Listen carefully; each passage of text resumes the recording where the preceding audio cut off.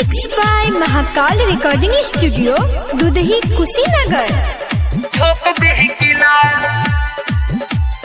किला ठोक दे किला हवे रंगीला कुशीनगर जिला कुशीनगर जिला हवे रंगीला कुशीनगर जिला बचे नाही पाइबू हवा सिला काल काट के ओठ चाट के कदी बॉडी ढीला तोरा लहंगा के गीला कके ठोक दी गीला तोरा लहंगा के गीला कके ठोक दी गीला हवे रंगीला कुशीनगर जिला कुशीनगर जिला हवे रंगीला कुशीनगर जिला बचे नाही पाइबू हवा सिला गाल काट के ओठ चाट के कदी बॉडी ढीला तोरा लहंगा के गीला कके ठोक दी गीला तोरा लहंगा के गीला कके ठोक दी गीला तोरा लहंगा के गीला गीला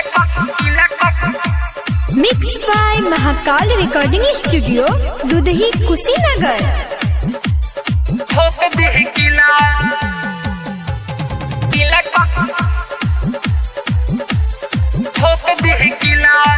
इहवा के लइका रहेला सहाबी धक्के लगा दी तोरा नाभि में चाभी नाभि में चाभी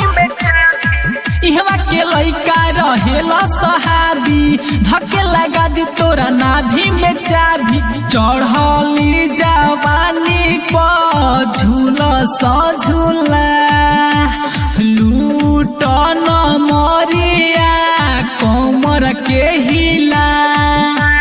खाटी मर दे के दर्द कदी रसलीला तोरा लहंगा के गीला कके ठोक दी गीला तोरा लहंगा के गीला कके ठोक दी गीला तोरा लहंगा के गीला गीला गीला mix by Mahakal recording studio Dudhahi Kushinagar. ठोक दे किला किला ठोक दे किला खूबे हिलावज पातर कमरिया मुहे में लेला दीपका के नमरिया काके नो मारिया खूबे हिलावज पातर कमरिया मुहे में लेला तू उपेंद्र के नमरिया तो चीन साका से आके तू मिला ककरी के बतिया धीरे से लीला